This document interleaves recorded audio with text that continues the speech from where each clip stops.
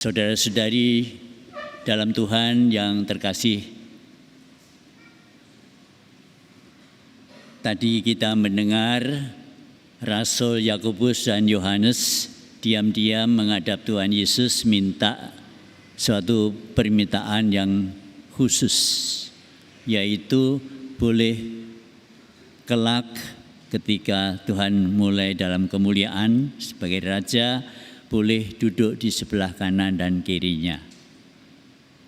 Mendengar ini Tuhan Yesus dengan halus menegur, "Kamu tidak tahu apa yang kamu minta.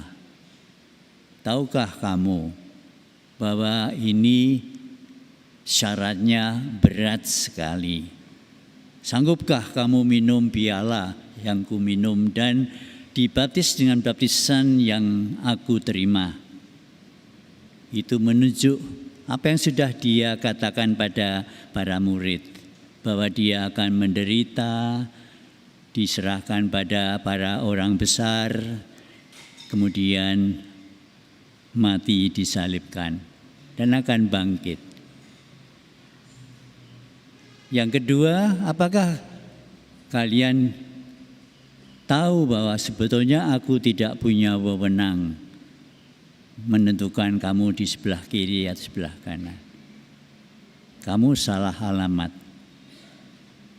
Tetapi ketika mereka terus terang mengatakan bahwa mereka sanggup meminum pialanya dan dibaptis dengan baptisannya, tanda bahwa mereka itu sungguh ingin ikut Yesus, mengikuti dalam suka dan duka, dalam tugas yang dipercayakan Allah Bapa kepadanya.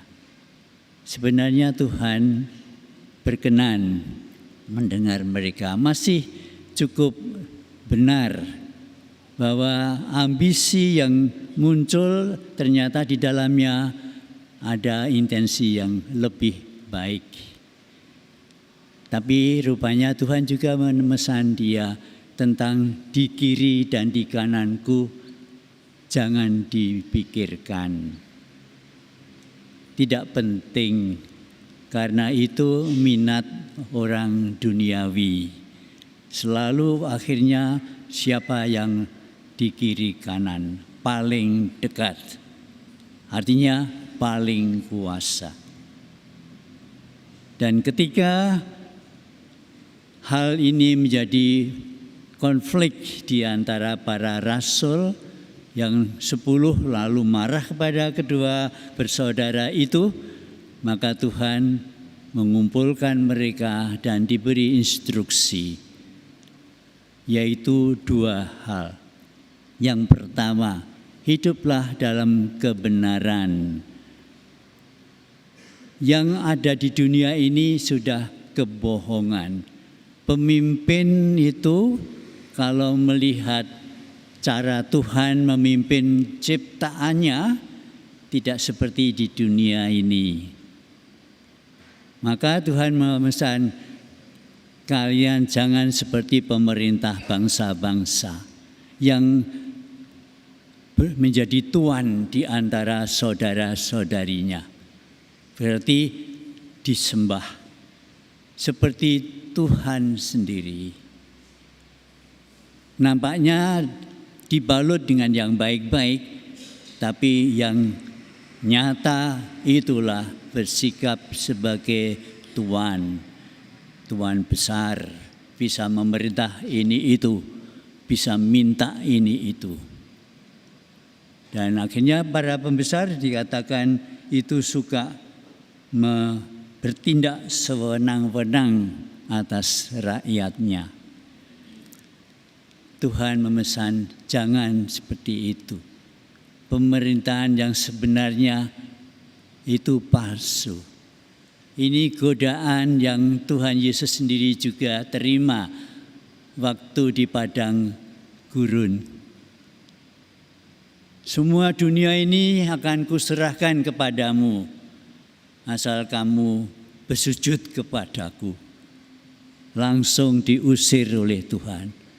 Ide itu ide berkuasa seluruh dunia itu ide setan, godaan. Memang bisa diartikan lain, tapi kalau spontan arahnya ya itu, ingin berkuasa. Lalu bisa bertindak semaunya. Itu godaan, Barak. Karena itu Tuhan jangan seperti mereka. Kesannya yaitu kalau ingin menjadi yang besar, kamu harus menjadi pelayan. Dan itu cara Tuhan menangani umatnya. Dia melayani. Dan yang kedua, kalian ingin menjadi yang pertama, kalian harus berani menjadi hamba untuk semuanya. Orang nomor satu harus justru menjadi hamba semua yang jadi rakyatnya. Sama sekali terbalik. Hidup di dunia sudah tergiur dan diarahkan kepada tipuan bahwa pemimpin itu yang penting berkuasa. Karena itu sarana untuk membawa ke cita-cita bersama. Betul, semua kuasa itu untuk pelayanan, tapi di sini sering untuk memaksa. Tuhan meminta para murid kembali pada kebenaran, yaitu cara Tuhan sendiri memimpin umatnya menuju kepada keselamatan. Dan yang kedua yaitu melihat Tuhan Yesus sebagai contohnya. Dia mengatakan karena Putra Manusia pun datang bukan untuk dilayani, melainkan untuk melayani dan untuk memberikan nyawanya menjadi tebusan bagi banyak orang.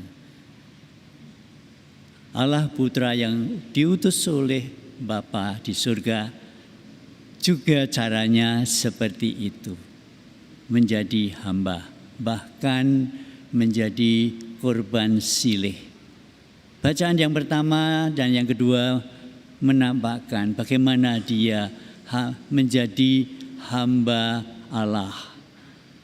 Dihancurkan oleh Allah dengan penderitaan yang teramat besar. Yang seharusnya ada pada umat manusia. Tapi dia dengan rela memikulnya. Dan dengan tekun sampai akhir. Dia mengampuni dosa-dosa kita dan membawa kebenaran ini di hadapan Tuhan. Sampai tadi juga ditegaskan, hambaku itu sebagai orang yang benar dan akan membenarkan banyak orang oleh hikmatnya dan kejahatan mereka yang dia pikul. Tuhan menjadi satu-satunya orang yang benar di hadapan Allah Bapa. Dan dia juga yang menolong membenarkan saudara-saudarinya. Lewat dia sendiri memikul beban dosa dan akibat-akibatnya untuk mengundang kita semua berjalan bersama dia kembali kepada Bapa. Dua hal yang Tuhan Yesus tadi pesankan pada para rasul, ingatlah cara memimpin di kerajaan surga yang sudah dimulai di sini adalah lain daripada cara memimpin di dunia ini. Kita perlu menyesuaikan, bahkan bertobat dengan berpusat pada belajar melayani dan berkorban bagi sesama. Dan yang kedua, jalannya ikutilah, karena Tuhan selalu menyertai kita, membimbing kita, bahkan menolong kita, sehingga kita berhasil. Itu pesan yang Tuhan sampaikan pada kita pada minggu biasa ke-29 ini. Supaya kita membawa Injil Tuhan ini lewat pelayanan-pelayanan kita, baik sebagai pemimpin besar atau pemimpin kecil, tapi dengan cara Tuhan, dengan bersama Tuhan. Dua hal ini yang perlu kita sadari, karena hanya bisa dengan Tuhan. Kalau dengan Tuhan kita bisa dan berhasil. Marilah kita mensyukuri pesan Tuhan ini, supaya kita bisa camkan dan membawa dalam hidup kita sehari-hari, terutama dalam tugas-tugas kita di tengah masyarakat. Amin.